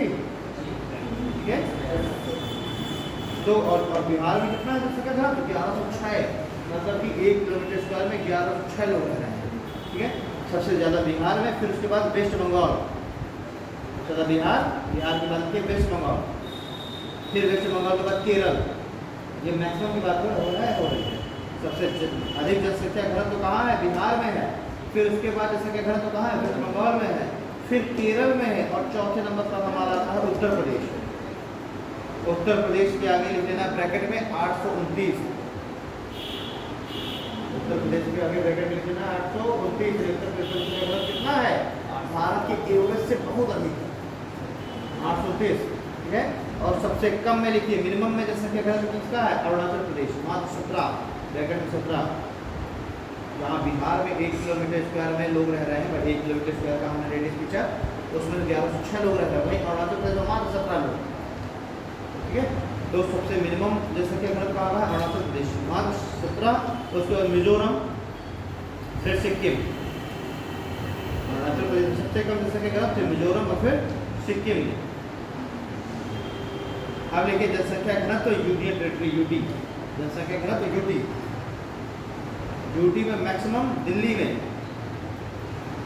यूटी में मैक्सिमम कहाँ, दिल्ली में, यानी 1 किलोमीटर स्क्वायर में 11,320 लोग रह रहे हैं। कैसे रहते हैं, फ्लैट है, देखो ना, अब वो हो रहा है कि बस सबका वहाँ तो फ्लैट सिस्टम है ना, बिहार में थोड़ा इतना फ्लैट है। ठीक है, तो यूनियन टेरेटरी दिल्ली में क्या फ्लैट भाई, 40-40 फ्लोर की बिल्डिंग्स हैं, एक फ्लोर में जो है 5-6 फ्लैट हैं, हो ना गया भाई। आपको किलोमीटर स्क्वायर आप निकाल रहे हैं ना, आप उसका एल्टीट्यूड थोड़ा निकाल रहे हैं, आपको केवल किलोमीटर स्क्वायर निकालना, अब उसमें कितनी बड़ी बिल्डिंग हो इससे क्या मतलब। ठीक है, तो यूनियन टेरेटरी में सबसे ज़्यादा जनसंख्या घनत्व कहाँ है, दिल्ली में 11,320, उसके बाद चंडीगढ़ और फिर पुडुचेरी। ठीक है, और मिनिमम जनसंख्या घनत्व है अंडमान निकोबार में 46। ठीक है, अब देखते हैं साक्षरता राज्य के लिए, साक्षरता लिटरेसी और स्टेट राज्य के लिए मैक्सिमम में बचपन से पढ़ते चले आ रहे हैं केरल, ठीक है। मैक्सिमम में केरल कितना है 94%, केरल के बाद मिजोरम, फिर गोवा। साक्षरता में जो जितना छोटा राज्य होगा स्वाभाविक सी बात है उसकी साक्षरता दर नहीं अच्छी होगी। तो सबसे अधिक साक्षरता कहाँ, केरल में 94% लोग लिटरेट हैं, फिर मिजोरम में, और फिर तीसरे नंबर पे गोवा। और सबसे कम की अगर बात करें मिनिमम की तो बिहार, मात्र 61.8%। बिहार के बाद अरुणाचल प्रदेश और फिर राजस्थान। सबसे कम लोग बिहार में लिटरेट हैं, उससे थोड़ा सा अधिक लोग अरुणाचल प्रदेश में लिटरेट हैं, और फिर राजस्थान। साक्षरता हो गई राज्य की। अब साक्षरता लिखिए यूनियन टेरिटरी की। साक्षरता यूनियन टेरिटरी की मैक्सिमम लक्षद्वीप में, मैक्सिमम लक्षद्वीप कितना 51.8%, और मिनिमम दादरा नगर हवेली। मैक्सिमम लक्षद्वीप में और मिनिमम दादरा नगर हवेली मात्र 76.2%। लक्षद्वीप में 51.8% है, ठीक है। यूनियन टेरिटरी में सबसे ज़्यादा लक्षद्वीप में लोग लिटरेट हैं 51.8%, और मिनिमम दादरा नगर हवेली में 76.2%। आप बात करते हैं हम लोग लिंगानुपात, लिंगानुपात राज्य के लिए, लिंगानुपात राज्यों के लिए मैक्सिमम में लिखिए। जो राज्य जितना अधिक लिटरेट होगा उतना ही अधिक वो लिंगानुपात के लिए काम करेगा। तो केरल में सबसे ज़्यादा लिंगानुपात है कितना 1084, 1084, मतलब पुरुष 1000 और महिलाएं 1084। ये सूत्र चल रहा है। हमारे भारत का एवरेज क्या है 945, 1000 पुरुष में से 945 मतलब महिलाएं हैं, जबकि केरल में क्या है 1000 पुरुषों में 1084 महिलाएं, ठीक है। उत्तर प्रदेश और बिहार वगैरह में क्या है कम है रेशियो, यानी कि यहाँ पर उतने लड़के कुंवारे रह जा रहे होंगे, और केरल में लड़के कुंवारे रह जा रहे हैं। ठीक, चलिए लोग केरल में सबसे ज़्यादा हो गया 1084, ठीक है। बस सब जो मैक्सिमम में लिखो, और मिनिमम में है सबसे कम हरियाणा में 879, ठीक है। हरियाणा में सबसे कम 879, और उसके बाद इतना नहीं तो लोग फिर जम्मू कश्मीर है, सिक्किम में, पंजाब 500 नंबर पर उत्तर प्रदेश। उत्तर प्रदेश में कितना है, उत्तर प्रदेश में 912, एवरेज 947 से कितना कम है, बहुत कम है 947 भारत का एवरेज, और उत्तर प्रदेश में 912।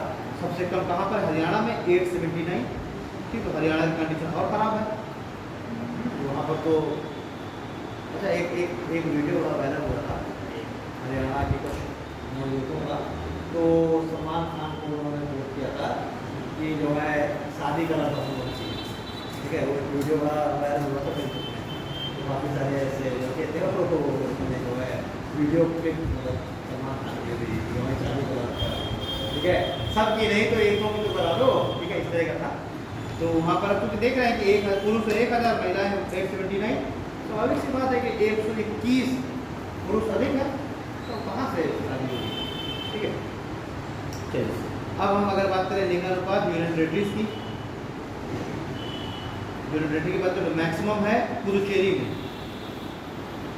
लिंगानुपात मैक्सिमम का है पुदुचेरी में 1037, मतलब कि 1000 के बीच में 1037 महिलाएं। लिंगानुपात मैक्सिमम का है पुदुचेरी में 1037, और मिनिमम है दमन दीव में मात्र 618, मात्र 618। अच्छा, अब ये जो लिंगानुपात है इस वजह से भी थोड़ा सा डिफर यहाँ पर कर रहा है, क्योंकि जो दमन दीव है वहाँ पर मोस्टली जो लोग हैं इंडस्ट्रियल, देखो वहाँ पर इंडस्ट्री बहुत है दमन दीव में, क्योंकि कोस्टल बिल्कुल एरिया, तो इंडस्ट्रीज खूब है। मैंने बताया था कोस्टल एरिया में ही ज़्यादा इंडस्ट्रीज वगैरह डेवलप होती हैं, बिकॉज ट्रांसपोर्टेशन ईजी है, बाहर से आयात निर्यात ईजी है, एक्सपोर्ट इम्पोर्ट, मार्केट समुद्र के थ्रू कहीं भी बेच सकते हैं माल को। तो दमन दीव में मोस्टली जो लोग हैं वो बाहर से माइग्रेट होकर के जाते हैं, मोस्टली वहाँ पर श्रमिक अधिक जाते हैं। उत्तर प्रदेश बिहार का बहुत आदमी दमन दीव जाता है कमाने, ठीक है। आप जब कमाने जाएगा तो अपनी फैमिली को लेकर थोड़ा जाता है, तो अपने आप आसपास गाँव देहात में देखें तो बहुत सारा आदमी सूरत, अहमदाबाद, दमन दीव जाता है कमाने, तो उसकी फैमिली तो यहीं रहती है ना, तो वहाँ पर जब जनसंख्या काउंट की गई तो स्वाभाविक सी बात है कि पुरुष की जनसंख्या अधिक होगी, क्योंकि मोस्टली लोग वहाँ कहाँ के हैं, बाहर के राज्यों के। तो इसी वजह से जो दमन दीव है उसकी जनसंख्या जो लिंगानुपात है, सेक्स रेशियो है, उसमें बहुत ज़्यादा अंतर है, मात्र 618 दमन दीव में। ठीक है, तो मिनिमम में क्या है, दमन दीव मात्र 618 और मैक्सिमम में क्या था, पुडुचेरी 1037। अब लिखिए शिशु लिंगानुपात राज्य के लिए, शिशु लिंगानुपात राज्य के लिए मैक्सिमम शिशु लिंगानुपात है अरुणाचल प्रदेश में 972। शिशु लिंगानुपात राज्य के लिए मैक्सिमम है अरुणाचल प्रदेश 972। हमें केवल मैक्सिमम मिनिमम लिख पा रहा हूँ। मैक्सिमम है अरुणाचल प्रदेश 972 और मिनिमम है हरियाणा 834। 2019 के पीछे में ये क्वेश्चन, शिशु लिंगानुपात मिनिमम कौन से राज्य में, ठीक है। तो हरियाणा में मात्र 834, मैक्सिमम अरुणाचल प्रदेश 972 और मिनिमम हरियाणा 834 मात्र। अब लिखिए शिशु लिंगानुपात यूनियन टेरिटरी, शिशु लिंगानुपात यूटी में, यूनियन टेरिटरी में मैक्सिमम अंडमान एंड निकोबार में, मैक्सिमम अंडमान और निकोबार में कितना है, 968 है और मिनिमम है दिल्ली में 871। मिनिमम कहाँ है, दिल्ली में 871। ठीक है, तो शिशु लिंगानुपात अधिकतम अंडमान निकोबार में है और मिनिमम कहाँ पर है, दिल्ली में 871। अब लिखते हैं हम लोग पुरुष साक्षरता, पुरुष साक्षरता यानी कि मेल लिटरेसी। मेल लिटरेसी में राज्य में हम देखेंगे मैक्सिमम केरल में, मेल लिटरेसी पुरुष साक्षरता में क्या नीचे डालना है, राज्य। ठीक है, और राज्यों में मैक्सिमम कहाँ पर है, तो मैक्सिमम है केरल में कितना है, 96.1%, यानी केरल में 96.1% जो मेल है पुरुष है वो साक्षर है। एवरेज वहाँ क्या था, एवरेज 94, तो पुरुष 94 से अधिक है, 96.1%। अब सीधी सी बात है, महिलाएं 91 होंगी। ठीक है, वो अंडर चीजें हैं। तो पुरुष साक्षरता राज्यों में सबसे अधिक है केरल में 96.1% और मिनिमम है बिहार में मात्र 71.2%। मिनिमम है बिहार में मात्र 71.2%। ठीक है, अब देखिए पुरुष साक्षरता यूनियन टेरिटरी, पुरुष साक्षरता यूनियन टेरिटरी जिसमें से सबसे अधिक पुरुष साक्षरता यूनियन टेरिटरी में से लक्षद्वीप की, मैक्सिमम में लक्षद्वीप और मिनिमम में दादरा एवं नगर हवेली। मैक्सिमम में लक्षद्वीप और मिनिमम में दादरा एवं नगर हवेली। अब देखिए महिला साक्षरता राज्य, महिला साक्षरता राज्य, महिला साक्षरता राज्य में 92.1% केरल में। महिला साक्षरता राज्यों में से अधिकतम कहाँ है, केरल में कितनी है, 92.1% और मिनिमम है बिहार में। महिला साक्षरता की बात कर रहे थे हम लोग राज्यों में, जिसमें मैक्सिमम कहाँ पर है, वही केरल में महिला साक्षरता 92.1% और मिनिमम कहाँ है, बिहार में 51.5%, क्योंकि वहाँ पुरुष भी कम साक्षर है तो महिलाएं भी कम साक्षर है। अब बात करते हैं महिला साक्षरता यूनियन टेरिटरी, महिला साक्षरता यूनियन टेरिटरी की, जिसमें मैक्सिमम जो महिलाएं साक्षर है वो है लक्षद्वीप 87.9%। महिला साक्षरता यूनियन टेरिटरी जिसमें मैक्सिमम लक्षद्वीप 87.9%। ठीक है, और मिनिमम है दादरा नगर हवेली मात्र 64.3%। लक्षद्वीप की महिलाएं अधिक साक्षर हैं और दादरा और नगर हवेली यूनियन टेरिटरी की महिलाएं सबसे कम साक्षर हैं, मात्र 64.3% महिलाएं साक्षर हैं, ये रेट है। ठीक है, अब देखिए नगरीय जनसंख्या राज्यों में, कौन से राज्य में नगरों में रहने वाले लोग अधिक हैं। ठीक है, तो नगरीय जनसंख्या राज्य में मैक्सिमम देखिए, मैक्सिमम में महाराष्ट्र, मतलब महाराष्ट्र राज्य में सबसे अधिक लोग शहरों में निवास करते हैं। सबसे अधिक जनसंख्या कहाँ है, महाराष्ट्र में, और उसके बाद है उत्तर प्रदेश। ठीक है, नगरीय जनसंख्या राज्यों में सबसे अधिक कहाँ है, महाराष्ट्र और फिर उत्तर प्रदेश। और सबसे कम की अगर हम लोग बात करें तो सबसे कम है जो नगरीय जनसंख्या वो है सिक्किम।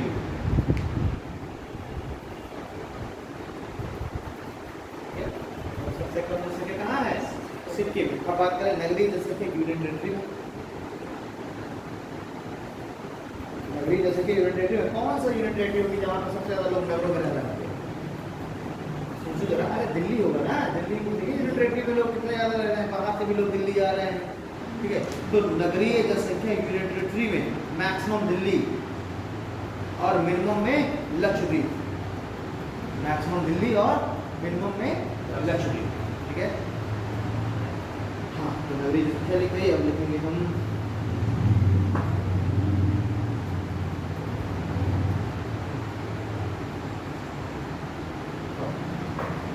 अब लिखिए शेड्यूल कास्ट जनसंख्या, अनुसूचित जाति जनसंख्या, ठीक है।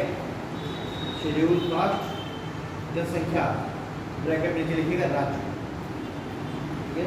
तो किस राज्य में शेड्यूल कास्ट अधिक है, किसमें कम है?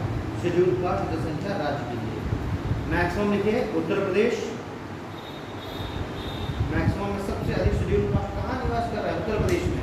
अगर कुल जनसंख्या देखें उत्तर प्रदेश की तो उसमें अगर अन्य राज्यों के मुकाबले देखें तो उत्तर प्रदेश में एससी ज़्यादा, एससी की बात है, उत्तर प्रदेश की जनसंख्या अधिक है, तो शेड्यूल कास्ट की जो जनसंख्या अधिक होगी उस रेशियो में, तो सबसे अधिक जो शेड्यूल कास्ट की जनसंख्या है उत्तर प्रदेश में, फिर वेस्ट बंगाल में और फिर बिहार में।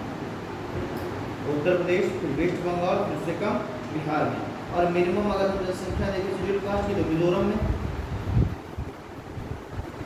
शेड्यूल कास्ट की मिनिमम जनसंख्या देखें तो कहाँ है? मिजोरम में, ठीक है। इसके नीचे नोट डाल लीजिए, नोट डाल करके लिखिए, नोट डाल करके लिखिए नागालैंड, अरुणाचल प्रदेश, लक्षद्वीप एवं अंडमान निकोबार, इनमें शेड्यूल कास्ट नहीं है, ठीक है। नागालैंड, अरुणाचल प्रदेश, लक्षद्वीप और अंडमान में शेड्यूल कास्ट नहीं है, ठीक है। अब लिखिए schedule caste union territory, schedule caste union territory सबसे अधिक शेड्यूल कास्ट कहाँ होंगे? दिल्ली में। जिस यूनियन टेरिटरी की जनसंख्या सबसे अधिक है वहाँ शेड्यूल कास्ट अधिक होंगे, तो शेड्यूल कास्ट में सबसे अधिक यूनियन टेरिटरी में से कहाँ है? दिल्ली में, और सबसे कम है Daman Diu. Schedule caste union territory में सबसे अधिक है मैक्सिमम दिल्ली में और मिनिमम कहाँ है? दमन दीव में। और दो यूनियन टेरिटरी लक्षद्वीप और अंडमान ऐसी हैं जहाँ पर शेड्यूल कास्ट है ही नहीं, पहले लिखा चुका मैं, और दो राज्य नागालैंड और अरुणाचल प्रदेश ऐसे हैं जहाँ शेड्यूल कास्ट नहीं है। अब लिखिए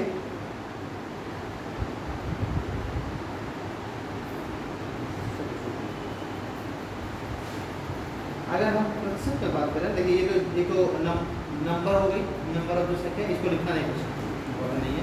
अगर आप नंबर ऑफ जनसंख्या में देखें तो उत्तर प्रदेश का स्थान आगे होगा, क्योंकि भाई उत्तर प्रदेश की जनसंख्या 21 करोड़ है, तो स्वाभाविक सी बात है कि एसटी भी ज़्यादा होगी। लेकिन अगर हम परसेंटेज की बात करें, ठीक है, कि शेड्यूल कास्ट की परसेंटेज के मामले में वो कहाँ अधिक है, तो परसेंटेज में है पंजाब, यानी वहाँ की कुल जनसंख्या में से 31.9% लोग शेड्यूल कास्ट से लिखना लिखो शेड्यूल कास्ट जनसंख्या प्रतिशत, शेड्यूल कास्ट जनसंख्या वहाँ पर तो कुल जनसंख्या में था, नंबर में, नंबर ऑफ पॉपुलेशन, यहाँ पर percentage of population, schedule caste जनसंख्या प्रतिशत में, ब्रैकेट नीचे लिखिए राज्य, ठीक है। राज्यों की बात कर रहे हैं तो पहले लिखिए मैक्सिमम और फिर मिनिमम। तो मैक्सिमम है पंजाब में 31.9%, मैक्सिमम है पंजाब में 31.9%, ठीक है। और देखिए परसेंटेज के मामले में शेड्यूल कास्ट के उत्तर प्रदेश चौथे नंबर पर है, जहाँ कुल जनसंख्या में उत्तर प्रदेश पहले नंबर पर था ना, वहीं पर परसेंटेज के मामले में उत्तर प्रदेश चौथे नंबर पर चला गया। उत्तर प्रदेश में मात्र 20.7% ही शेड्यूल कास्ट है। तो पंजाब शेड्यूल कास्ट की प्रतिशत के मामले में सबसे अधिक है 31.9%, और अगर हम उत्तर प्रदेश को देखें तो उत्तर प्रदेश चौथे नंबर पर है, मात्र 20.7% ही शेड्यूल कास्ट है कुल जनसंख्या की। और अगर हम कुल जनसंख्या की बात कर लें नंबर ऑफ पॉपुलेशन में तो यूपी पहले नंबर पर है, ठीक। और अगर परसेंटेज हम मिनिमम की बात करते हैं तो मिजोरम है। कुल जनसंख्या का मात्र 0.1% ही लोग शेड्यूल कास्ट से, मतलब अगर 1000 आदमी है तो उसमें से केवल एक ही आदमी शेड्यूल कास्ट है, वहाँ पर मिजोरम है। कुल जनसंख्या में भी मिजोरम कम में है और प्रतिशत में भी मिजोरम कम में होंगे। ये अंतरा समझ में आ रहा है ना, कुल जनसंख्या और प्रतिशत का मतलब है। ऐसा जरूरी नहीं कि जहाँ जनसंख्या अधिक हो प्रतिशत में दिया जाए, वो तो उसकी पॉपुलेशन के अकॉर्डिंग होगा ना। शेड्यूल उसको यूनिटेड छोड़ लो। अब देखो शेड्यूल ट्राइब्स राज्य में, शेड्यूल ट्राइब्स राज्य में सबसे अधिक है, मैक्सिमम में एमपी, मध्य प्रदेश में शेड्यूल ट्राइब्स की जनसंख्या सबसे अधिक है, एमपी, फिर है महाराष्ट्र, एमपी, महाराष्ट्र, उड़ीसा।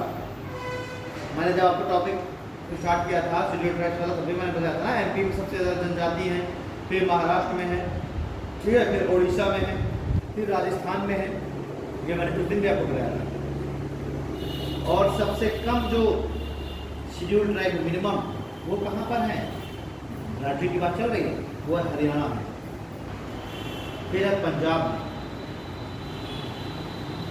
मैक्सिमम में एमपी, महाराष्ट्र, उड़ीसा, राजस्थान, मिनिमम में हरियाणा, पंजाब और गोवा। ठीक है, हरियाणा, पंजाब और गोवा। और शेड्यूल ट्राइब देखिए यूनियन टेरिटरी में, शेड्यूल ट्राइब यूनियन टेरिटरी के लिए तो मैक्सिमम है Dadra Nagar Haveli, schedule tribe union territory में दादरा नगर हवेली में मैक्सिमम, और मिनिमम अंडमान निकोबार। ठीक है, सबसे ज़्यादा जो लोग हैं दादरा नगर हवेली में शेड्यूल ट्राइब के रह रहे हैं यूनियन टेरिटरी में से, और सबसे कम है अंडमान निकोबार में। लिखिए, नोट डाल करके लिखिए, पंजाब, हरियाणा, पंजाब, हरियाणा, दिल्ली, चंडीगढ़ व पुदुचेरी, पंजाब, हरियाणा, दिल्ली, चंडीगढ़ व पुदुचेरी, इनमें शेड्यूल ट्राइब्स नहीं है। तो वहाँ पर 4 राज्य है जहाँ शेड्यूल ट्राइब्स नहीं है, वैसे यहाँ पर पंजाब, हरियाणा, दिल्ली, चंडीगढ़ और पुदुचेरी, यहाँ पर शेड्यूल ट्राइब्स ही नहीं है। तभी देखिए हरियाणा और पंजाब न्यूनतम में सबसे पहले रखे हुए हैं ना, बिल्कुल इक्का दुक्का कहीं है तो है। ठीक है,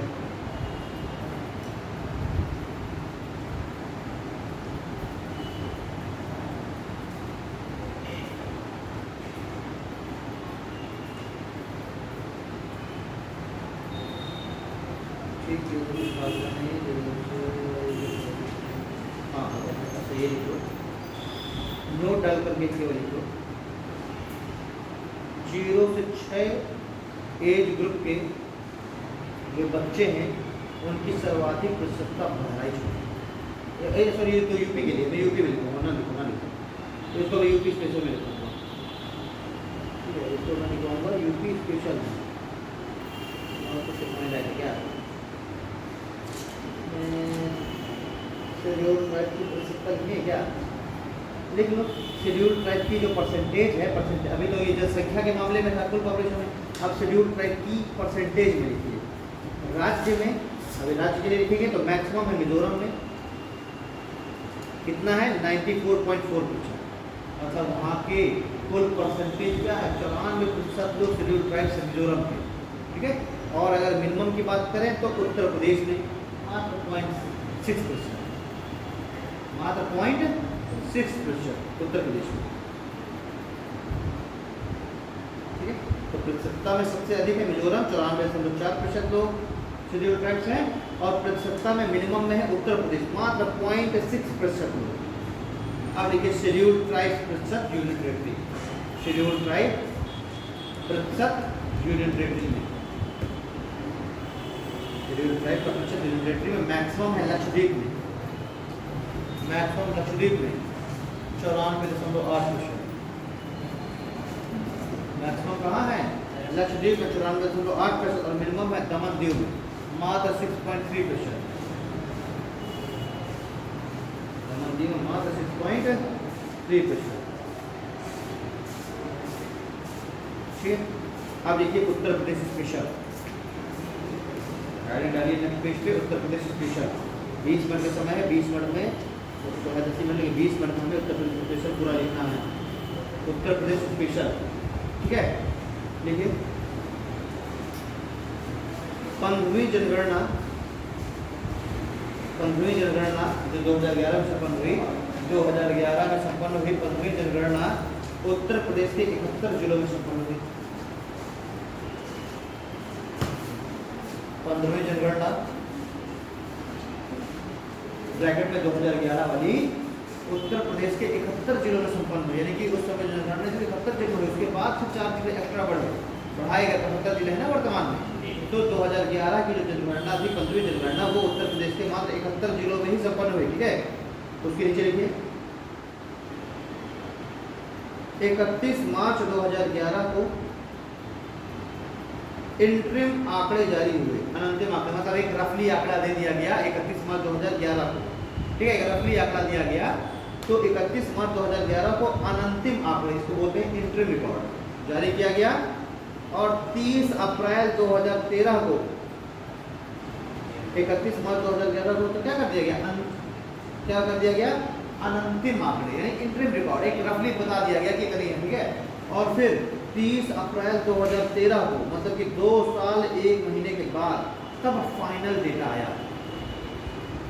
अभी 2021 की जनगणना होगी तो जैसी जनगणना संपन्न हुई तुरंत बता दिया भाई इतना इतना है, वो इंटरिम रिकॉर्ड है।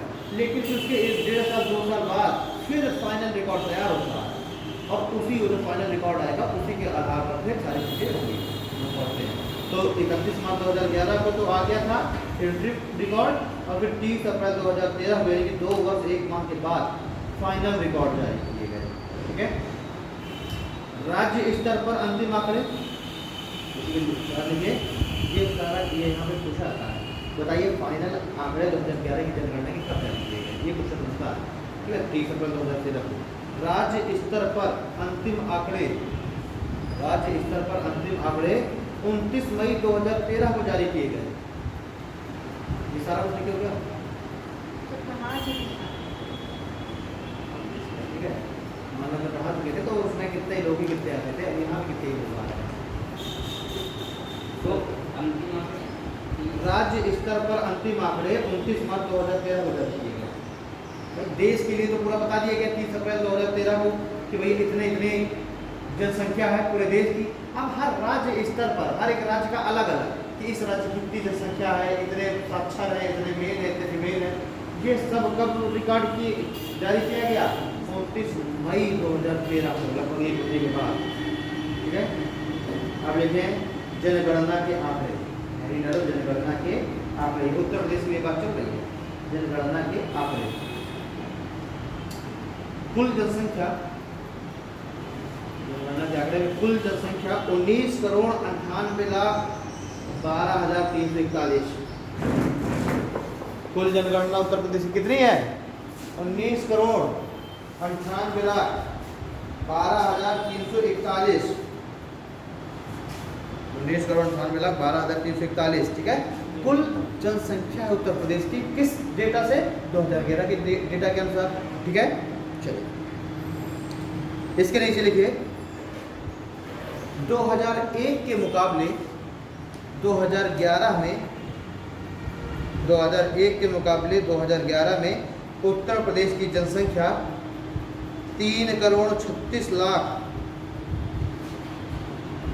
2001 के मुकाबले 2011 में उत्तर प्रदेश की जनसंख्या 3,36,14,420 अधिक है। मतलब कि 2001 में 3,36,00,000 लोग कम थे, और 2011 तक आते आते 10 सालों में उत्तर प्रदेश में लगभग 3.5 करोड़ लोग बढ़ गए। ठीक है, तो 2011 की जनगणना के अनुसार उत्तर प्रदेश की संख्या थी 19,98,00,000, और जो कि 2001 के मुकाबले में 3,36,14,420 क्या है, अधिक है। इसमें लिखे पुरुष जनसंख्या, उत्तर प्रदेश की पुरुष जनसंख्या, उत्तर प्रदेश की पुरुष जनसंख्या 10.45 करोड़, पुरुष जनसंख्या 10.45 करोड़, ब्रैकेट में लिखना है 52.3%। उत्तर प्रदेश की कुल पुरुषों की जनसंख्या है 10.45 करोड़, और प्रतिशत में कितना है ये, 92.3%। ठीक है, कुल महिला की जनसंख्या है 9.53 करोड़, कुल महिलाओं की जनसंख्या है 9.53 करोड़, प्रतिशतता में कितना है ये, 46.71%।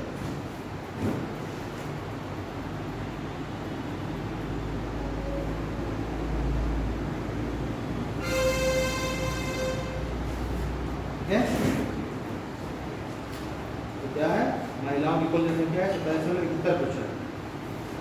अब देखिए 2001 के जब डाटा आया, आंकड़े आए, उसके अनुसार भारत की कुल जनसंख्या का उत्तर प्रदेश में 16.16% लोग थे। उत्तर प्रदेश में 16.16% लोग थे 2001 में, ठीक है, भारत की कुल जनसंख्या का। और 2011 का जब डेटा आया उसमें उत्तर प्रदेश में कुल जनसंख्या के 16.51%, मतलब कि आबादी तो बढ़ गई ना, ठीक है। तो इसमें लिख लीजिए 2001 के आंकड़े के अनुसार भारत की कुल जनसंख्या का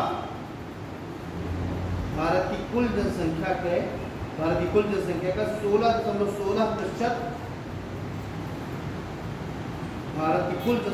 के 16.16%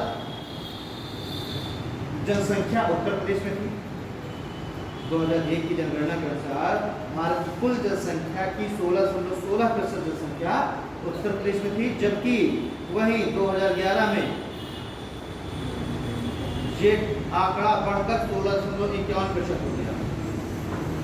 वहीं 2011 में ये आंकड़ा बढ़कर के 16.51%। यानी अगर पूरे भारत में अगर 100 लोग हैं तो उसमें से 16.5 लोग तो सिर्फ उत्तर प्रदेश में रह रहे हैं, इसलिए उत्तर प्रदेश नंबर 1 पर है, ठीक है। चलिए, लेकिन वहीं कुल क्षेत्रफल का उत्तर प्रदेश मात्र 7.33%। जैसे कि हमने भारत की बात की थी तो भारत का कुल क्षेत्रफल विश्व के क्षेत्रफल का 2.4% था, वहीं जनसंख्या 17.7% थी, 17.5%। वहीं अगर हम उत्तर प्रदेश में देखते हैं तो जनसंख्या कुल जनसंख्या का 16 लगभग 16.5%, लेकिन क्षेत्रफल कुल भारत के क्षेत्रफल का मात्र 7.33%। ठीक है, लिख लीजिए। आबादी तो कुल आबादी हो गई 16.51%, कुल भारत की कुल आबादी का। वहीं उत्तर प्रदेश का कुल क्षेत्रफल भारत के क्षेत्रफल का, वहीं उत्तर प्रदेश का कुल क्षेत्रफल भारत के क्षेत्रफल का मात्र 7.33%। सीधी सी बात है, जैसे कि अगर अधिक होगा क्षेत्रफल है कम और जनसंख्या अधिक तो अधिक होगा, ठीक है। अब अगर हम बात करें कि अगर उत्तर प्रदेश को अलग देश बना दिया जाए, अगर उत्तर प्रदेश को अलग देश बना दिया जाए तो वहाँ वो कहाँ स्टैंड करेगा, ठीक है। तो देखिए 2001 की जब जनगणना आई थी उस समय उत्तर प्रदेश 6वें नंबर पर था अगर अलग देश बना दिया जाता, ठीक है। क्योंकि पहले नंबर पर चाइना, फिर इंडिया, फिर यूएसए, फिर इंडोनेशिया, फिर ब्राज़ील और उसके बाद बनता उत्तर प्रदेश। 6वें पॉपुलेशन वाला देश बन जाता उत्तर प्रदेश 2001 की जनगणना के अनुसार। लेकिन 2011 में हम एक कदम और आगे चले गए। अब अगर उत्तर प्रदेश को अलग देश बना दिया तो 5वें नंबर पर पहुंच जाएगा। हमने ब्राज़ील की जनसंख्या को हमने क्या कर दिया, ये छोड़ दिया, ठीक है। ठीक, तो हमने तो मैंने बताया ब्राज़ील की कुल जनसंख्या कितनी थी, 19 करोड़, और हम 10 सालों में ही पूरा भारत की जनसंख्या 18.80 करोड़ बढ़ गई, ठीक है। तो अब अगर 2011 की जनगणना के अनुसार अगर अब भारत को क्या किया जाए, बांटा जाए तो हम कहाँ पहुँच गए चुके हैं 5वें नंबर पर, ठीक है। चलो अब देखिए 2011 के डाटा के अनुसार सर्वाधिक जनसंख्या वाले जिले,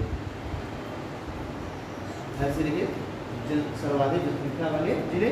तो वैसे लिखिए, पहले आप हेडिंग सेम वैसे लाइए, जनसंख्या, सीधी सी बात है, डिस्ट्रिक्ट में ही बात चल रही है, जनसंख्या और ऊपर मैक्सिमम नीचे मिनिमम, जनसंख्या ऊपर मैक्सिमम नीचे मिनिमम। तो सर्वाधिक जनसंख्या वाले जिलों में सबसे ज़्यादा जनसंख्या प्रयागराज की, सर्वाधिक जनसंख्या वाले जिले में प्रयागराज, फिर मुरादाबाद, उसके बाद गाजियाबाद, फिर आजमगढ़, प्रयागराज, मुरादाबाद, गाजियाबाद, आजमगढ़ और फिर है लखनऊ, ठीक। और न्यूनतम आबादी वाले जिलों में सबसे कम जनसंख्या महोबा की, न्यूनतम जनसंख्या वाले जिलों में है सबसे मिनिमम में सबसे पहले महोबा, फिर महोबा से थोड़ा सा अधिक चित्रकूट, फिर हमीरपुर, फिर श्रावस्ती और फिर ललितपुर। थोड़ा सा ललितपुर से थोड़ा सा आगे होगा, तो सबसे कम महोबा की, फिर चित्रकूट, फिर हमीरपुर, श्रावस्ती, ललितपुर, बांदा भी है साथ में 7वें का नंबर पता था। उसके बाद थे 0 से 6 आयु वर्ग की जनसंख्या, 0 से 6 आयु वर्ग की जनसंख्या, 0 से 6 आयु वर्ग की जनसंख्या डैश करके लिखना है आपको, कुल 3.07 करोड़। मतलब अगर भारत में टोटल लोग हैं 19 करोड़, तो उसमें से 3 करोड़ है 0 से 6 आयु वर्ग के बच्चे। तो 0 से 6 आयु वर्ग की जनसंख्या डैश करके लिख लीजिए 3.07 करोड़। ठीक, अब उसके नीचे लिखिए मैक्सिमम और मिनिमम। मैक्सिमम 0 से 6 आयु वर्ग वाले जिले और मिनिमम 0 से 6 आयु वर्ग वाले जिले। तो मैक्सिमम में लिखना है हमको इलाहाबाद, मुरादाबाद, सीतापुर,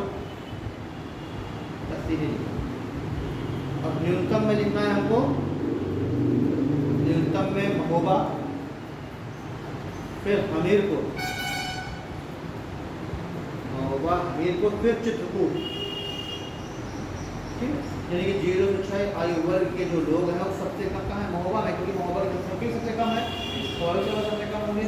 और कुल उत्तर प्रदेश में 3.07 करोड़।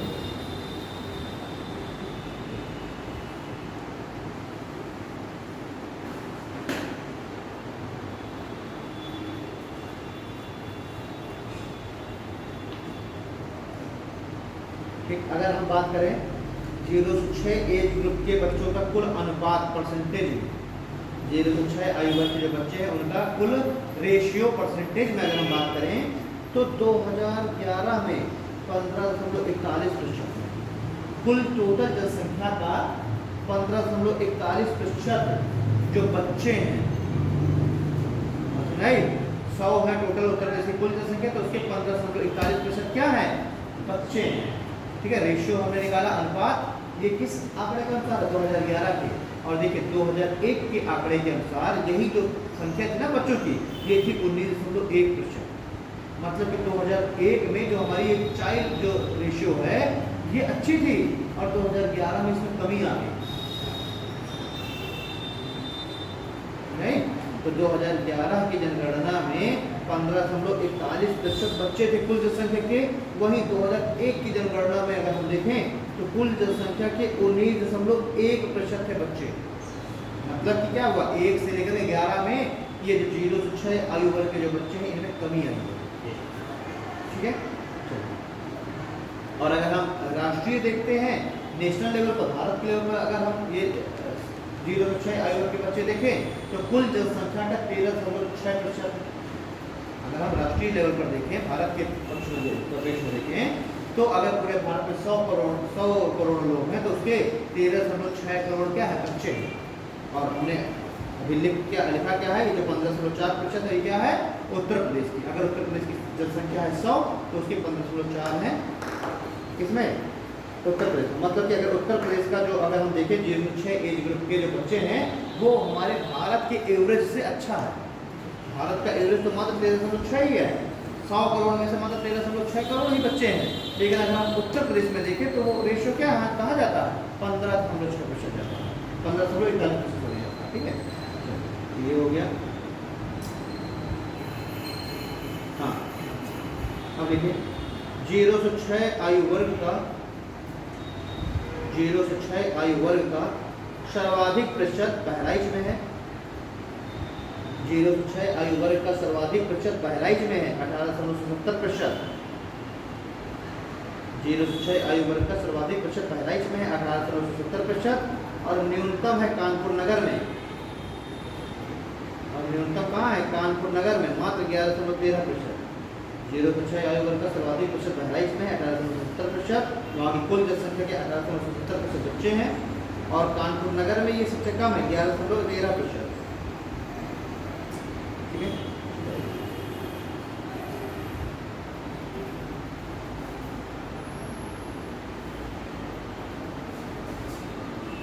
ठीक है, चलिए आप देखते हैं लोग। अगर हम वृद्धि दर की बात करें, उत्तर प्रदेश की वृद्धि दर कितनी रही इस 10 सालों में? 2001 के में जनसंख्या की गणना हुई, 11 में जनसंख्या की गणना हुई, उसमें जो 10 की वृद्धि थी वो उत्तर प्रदेश में कितनी रही? तो 20.33%। वहाँ पर हमने वार्षिक वृद्धि दर देखी थी पहले, ठीक है। ये उत्तर प्रदेश के बारे में है।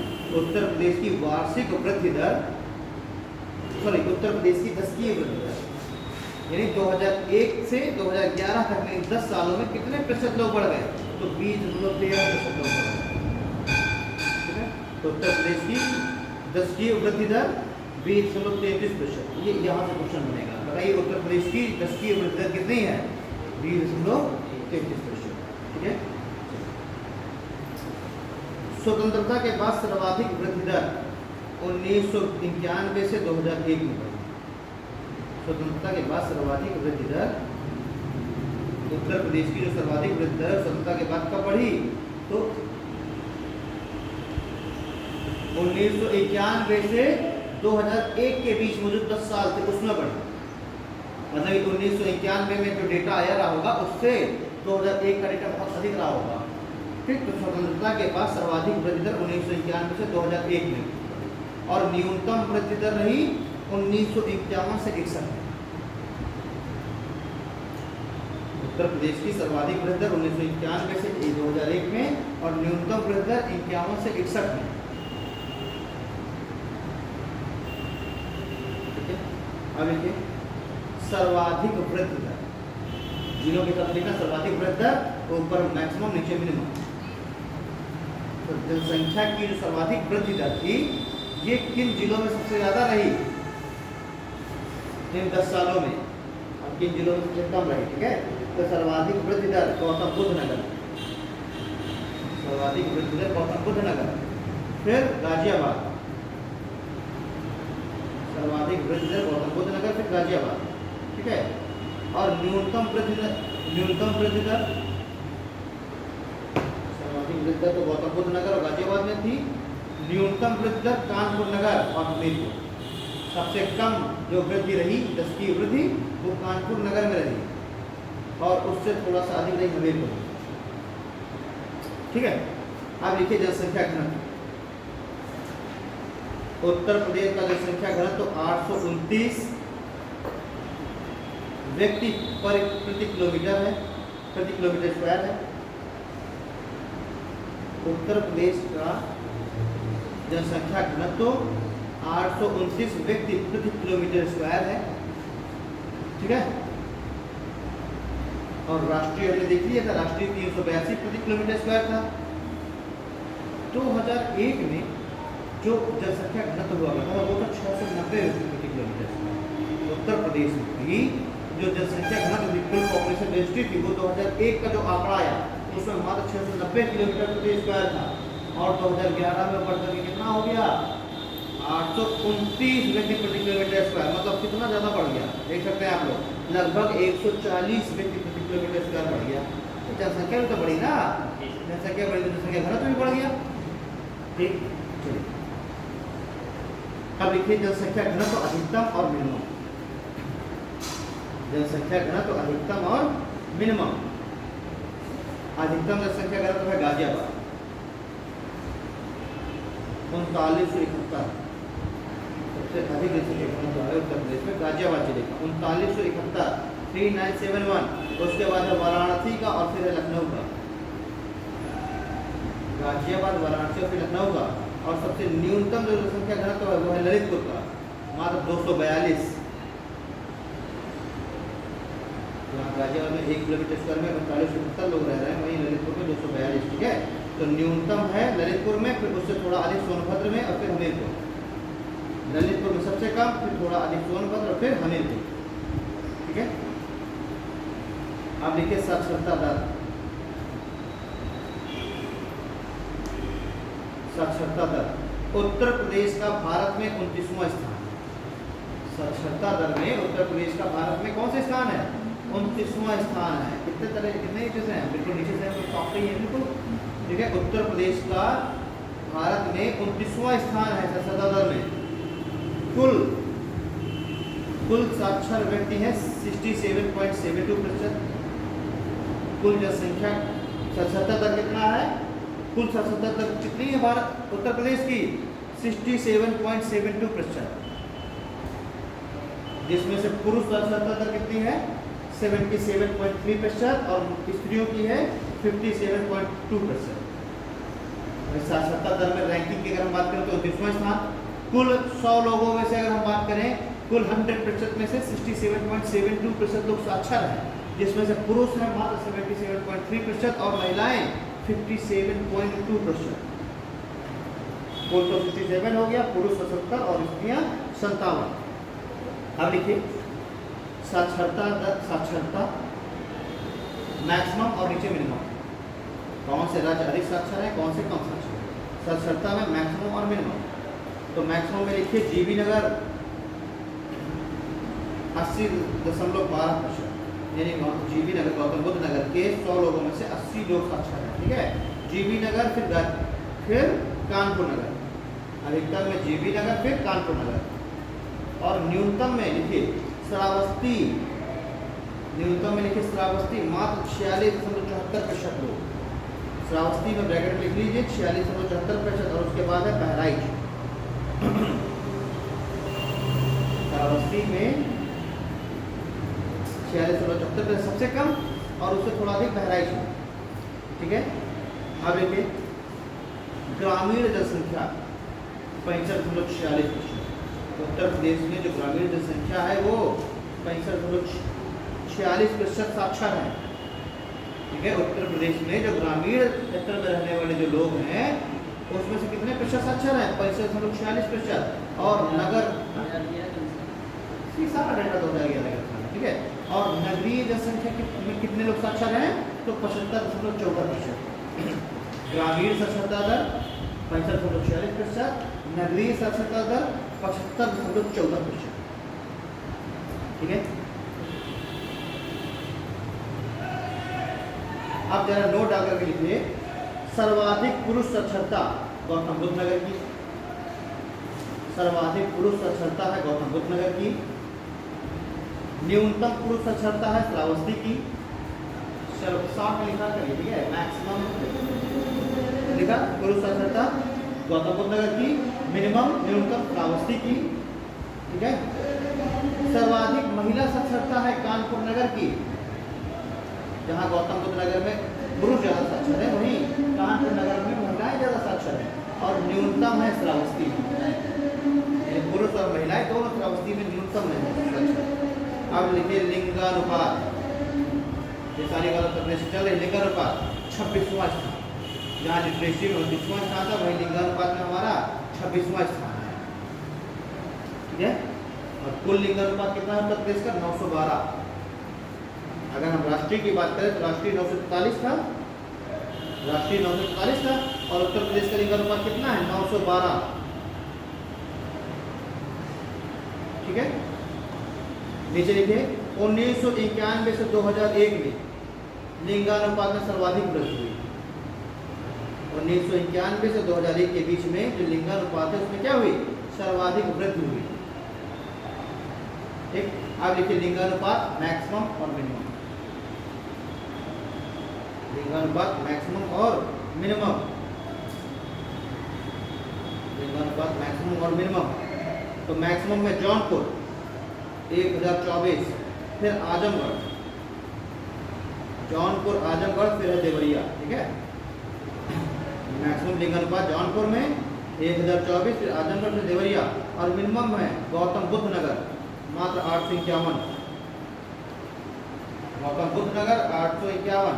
फिर गौतम बुद्ध नगर से थोड़ा सा अधिक लिंगानुपात सही है हमीरपुर का, सबसे कम तो गौतम बुद्ध नगर, फिर हमीरपुर, हमीरपुर के साथ ही साथ में बागपत जो इक्वल है, हमीरपुर ऑब्लिक बागपत, हमीरपुर ऑब्लिक बागपत। फिर है कानपुर नगर तीसरे नंबर पर, और कानपुर के साथ ऑब्लिक में कर लो बांदा, कानपुर के साथ ऑब्लिक में कर लो बांदा, ठीक है। अब लिखिए 0 से 6 आयु वर्ग, 0 से 6 आयु वर्ग का लिंगानुपात, ठीक है। ये तो टोटल लिंगानुपात था। अब 0 से 6 आयु वर्ग का सेक्स रेशियो, इसमें 2011 की जो जनगणना है उसके अनुसार 902, कुल तो था 912 और 0 से 6 आयु वर्ग का क्या है? 902, ठीक है। ये जो 0 से 6 आयु वर्ग का सेक्स रेशियो ये ज़्यादा इम्पोर्टेंट है। तो 0 से 6 का जो रेशियो वो हमारे और कम है, वो मात्र 902 ही है। सर्वाधिक लिखिए, नीचे लिखिए न्यूनतम, मैक्सिमम और न्यूनतम, मैक्सिमम और मिनिमम। तो मैक्सिमम में है बलरामपुर, 0 से 6 आयु वर्ग का रेशियो है, वो मैक्सिमम है कहाँ? बलरामपुर में। कितना? 950। फिर है कबीर नगर, फिर सिद्धार्थ नगर। बलरामपुर 950 मैक्सिमम, फिर कबीर नगर, फिर सिद्धार्थ नगर। और मिनिमम में लिखो बागपत, मात्र 841। बागपत में न्यूनतम है, ठीक है। बागपत 841, फिर है गौतम बुद्ध नगर और फिर है गाजियाबाद। बागपत, गौतम बुद्ध नगर और फिर गाजियाबाद। ये है न्यूनतम लिंगानुपात 0 से 6 एज ग्रुप के बच्चों का।